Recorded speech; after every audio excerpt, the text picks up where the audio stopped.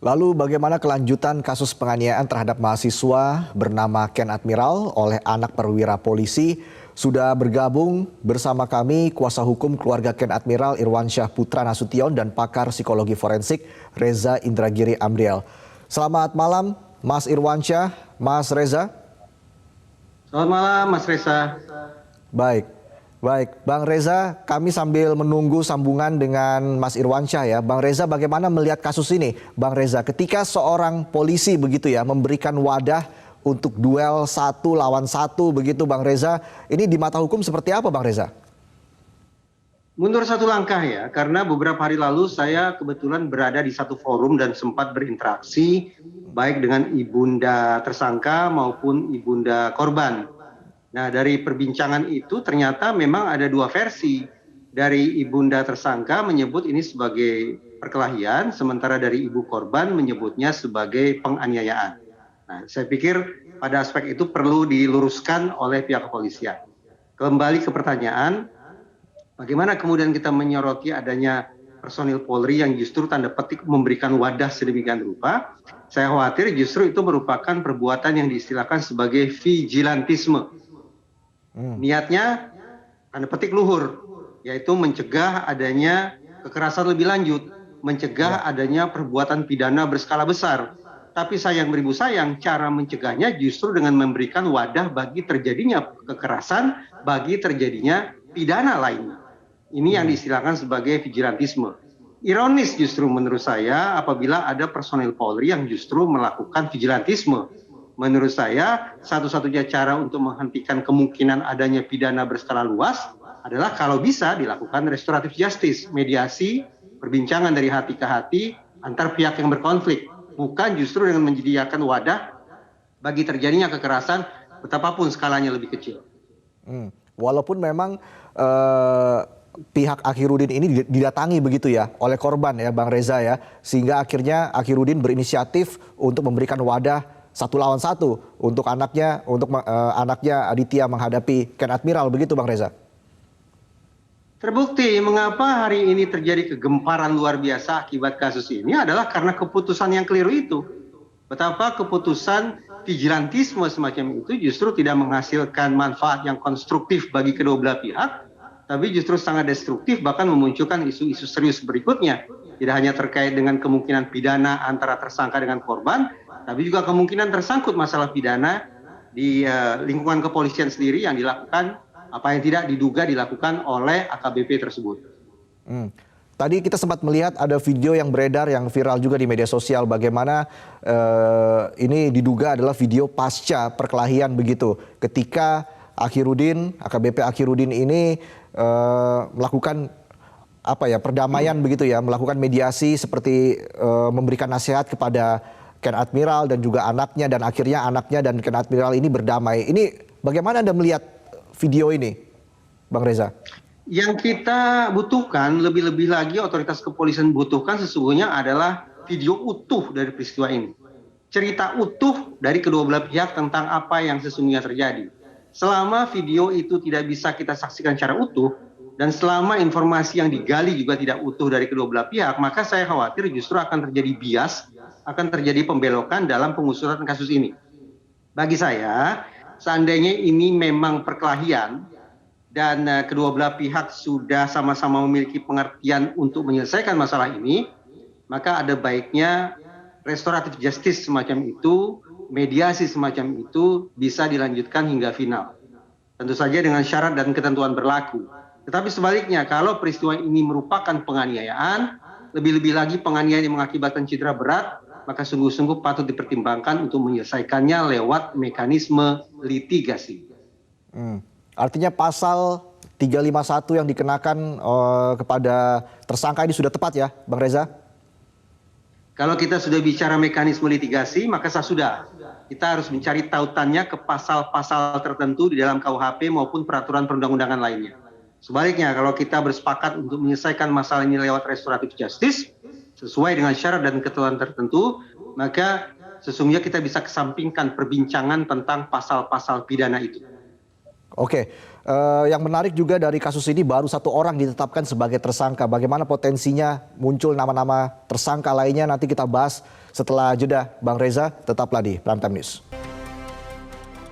Kembali kita berbincang dengan pakar psikologi forensik Reza Indragiri Amrial.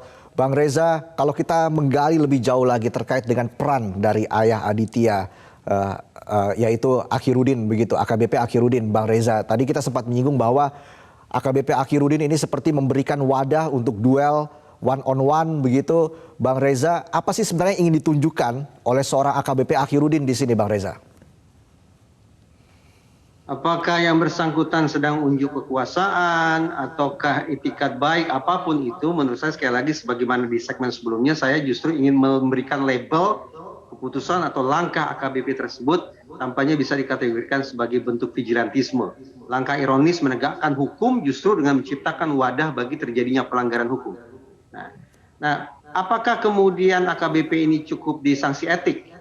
Sepanjang pemberitaan saya ikuti per hari ini paling tidak tampaknya ada dua kemungkinan. Pertama, etika kemasyarakatan dan juga etika kepribadian yang barangkali dilanggar oleh AKBP tersebut. Tetapi kalau kita buka pasal-pasal di dalam KUHP, tampaknya ada tiga kemungkinan pasal yang relevan untuk bersangkutan, untuk menjerat yang bersangkutan dari sisi pidana. Pertama, yang bersangkutan tahu ada niat jahat tertentu, tetapi kemudian tidak melapor, tidak memberitahu, itu satu persoalan pidana.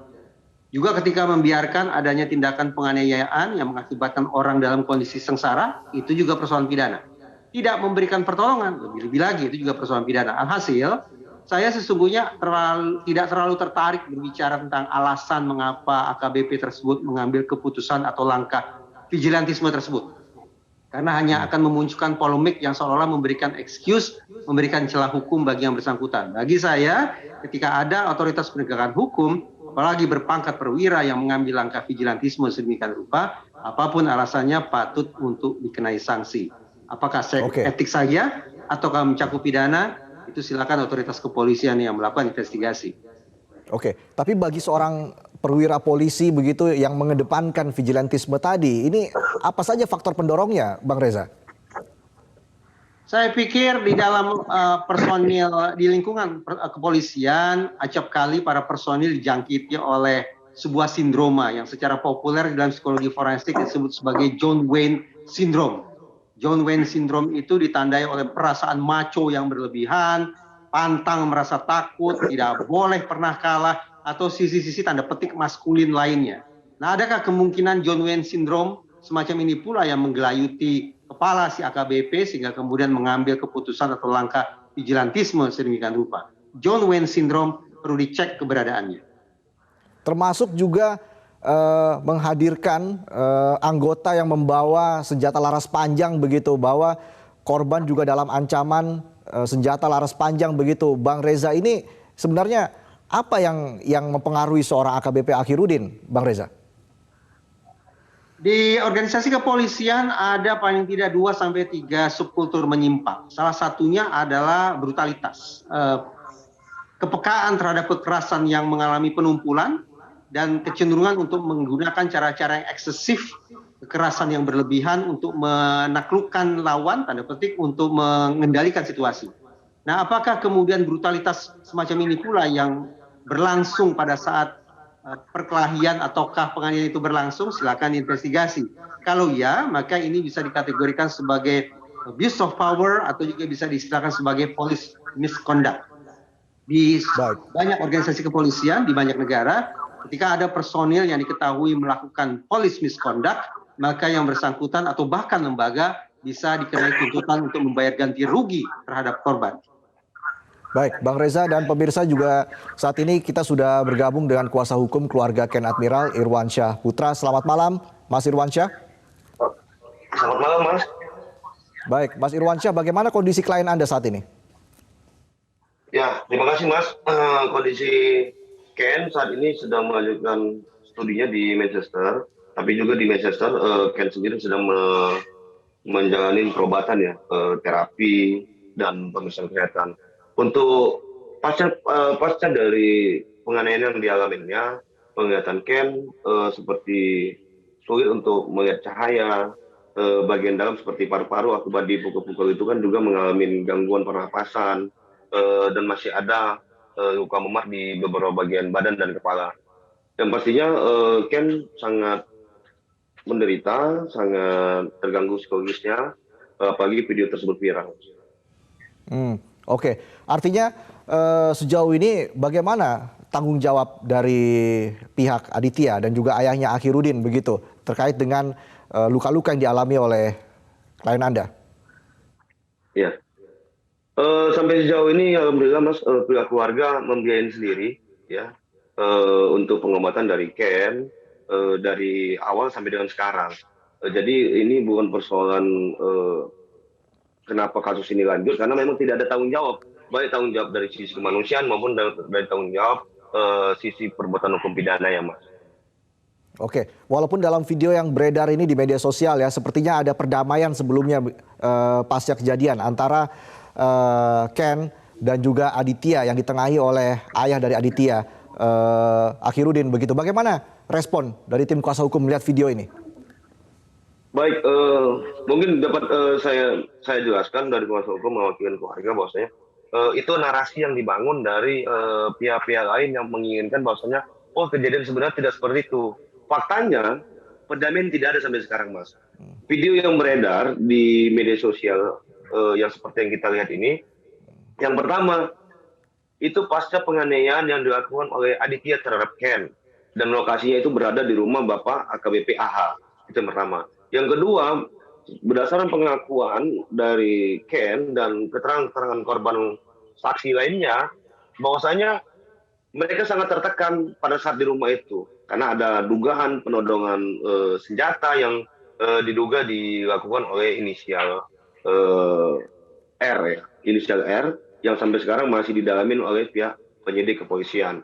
Kalau perdamaian Bang, pihak keluarga sangat membantah. Tapi karena memang kondisinya mereka saat itu seperti di video itu, mereka ingin cepat-cepat membawa Ken ke rumah sakit, ya kan? Jadi mau tidak mau, karena dalam kondisi tertekan, pasca si Ken dianiaya sama Aditya dan adanya penodongan senjata yang diduga senjata api kepada Ken dan teman-temannya, mereka khawatir. Mau tidak mau mereka mengikuti apa yang disampaikan oleh AKBP AH. Apalagi itu berada di rumah dari AKBP AH sendiri. Jadi tidak ada perdamaian itu, Mas. Kalaupun terjadi ada mediasi, benar, kita nggak bantah. Pihak keluarga juga sudah mengakui dari beberapa rilisnya disebutkan, pihak AKBP AH datang ke rumah dari Ibunda Ken, Ibu Elvi. Tapi pada saat itu, Ibu Elvi sudah berbesar hati untuk bertemu. Tapi nyatanya, yang terjadi bukannya mediasi, tapi pihak AKBP AH malah mengedepankan kepentingannya dan berbicara tidak sesuai dengan fakta dan pada akhirnya beliau marah-marah di sana dan pintu mediasi ditutup. Jadi pihak keluarga dan pihak Ken lebih mengedepankan dari penyelesaian ini secara di jalur hukum. Oke, tapi kami juga ingin konfirmasi kepada Anda, Mas Irwan, siapa betul ketika kejadian tadi dalam video tersebut ada pemberian amplop yang dilakukan oleh AKBP Akhirudin begitu kepada Ken Admiral dan juga rekan-rekannya untuk pengobatan Ken Admiral. Itu betul tidak, Mas? Yes, kita tidak bantah, Mas. Uang amplop itu diberikan kepada bukan kepada Ken Admiral, tapi itu diberikan kepada Rio. Rio ini adalah salah satu saudaranya Ken yang berada di lokasi. Amplop itu terpaksa diterima, ya kan, terpaksa diterima karena situasinya yang pertama mereka ingin cepat-cepat membawa Ken ke rumah sakit, itu yang pertama. Yang kedua, pasca penganiayaan sebenarnya mereka tidak mau lagi ketemu, tidak mau lagi kumpul di pendopo seperti yang ada di video. Tapi karena dipaksa lagi sama AKBP AH, sudah ini perintah, kalian masuk dulu. Itulah terpaksa mereka masuk. Salah satu temannya Ken yang berinisial Y itu kan sempat melimpir atau pelan-pelan masuk ke dalam mobil untuk supaya bisa pulang ke rumah Ken untuk memberitahukan kepada pihak keluarga Ken. Tapi karena dia diketahui sama AKBP AH berada dalam mobil, itu ada orang suruhan dari AKBP AH untuk menyamperin ke mobil dan pintu mobil dibuka sama orang yang membawa atau menenteng diduga senjata api dan menodongkannya kepada Y. Nah, disampaikan juga oleh orang yang inisial R ini yang menenteng senjata api, diduga senjata api ini kepada Y, ini perintah kamu masuk ke dalam. Dan terakhir dia masuk. Jadi uang itu pun Mas sebenarnya tidak digunakan. Uang itu dikembalikan pada pihak keluarga. Kalaupun dibilang uang 1 juta, uang 1 juta bisa dibawa kemana sih untuk perobatan? Untuk biaya scan saja berapa? Untuk biaya pengobatan jahitan saja berapa? Dan uang itu sampai sekarang tidak digunakan, Mas. Uang pemberian dari AKBP Akhirudin tidak digunakan sama sekali untuk pengobatan Ken? Tidak digunakan sama sekali, Mas. Karena sampai sekarang ini juga Ken masih harus menjalani terapi, Mas. Baik, tapi Mas Irwansyah, ini sebenarnya pemicu masalah antara Ken dan Aditya benar soal asmara? Kalau soal asmara, saya tidak bantah dan tidak membenarkan, Mas.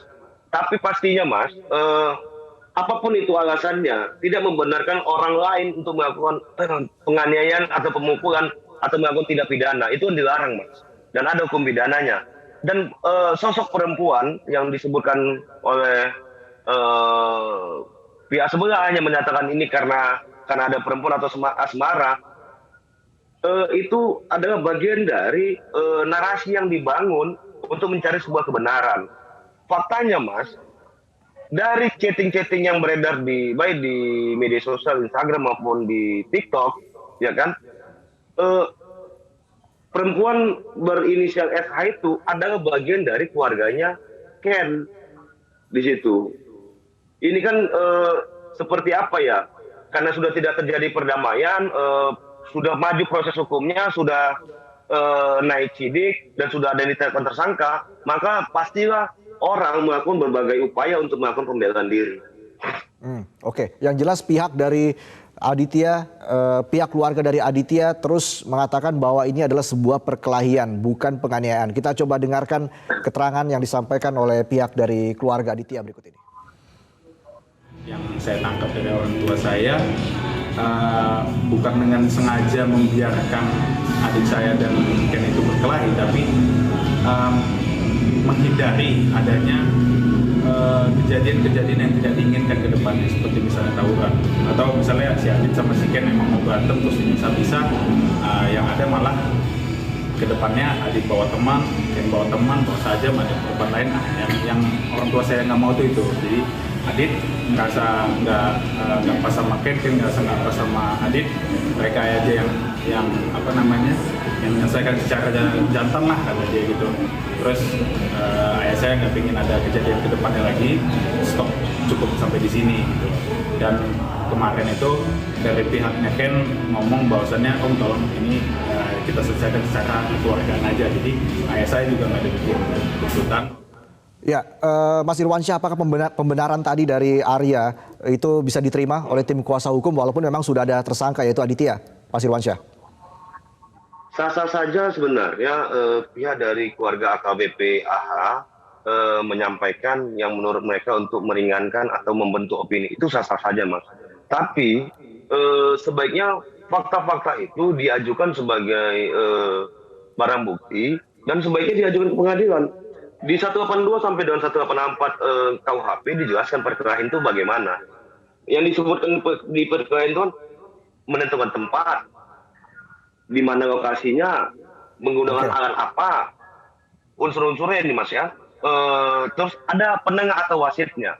Nah di R Susilo juga dijelaskan selama itu tidak ada, itu tidak disebut dengan perkelahian.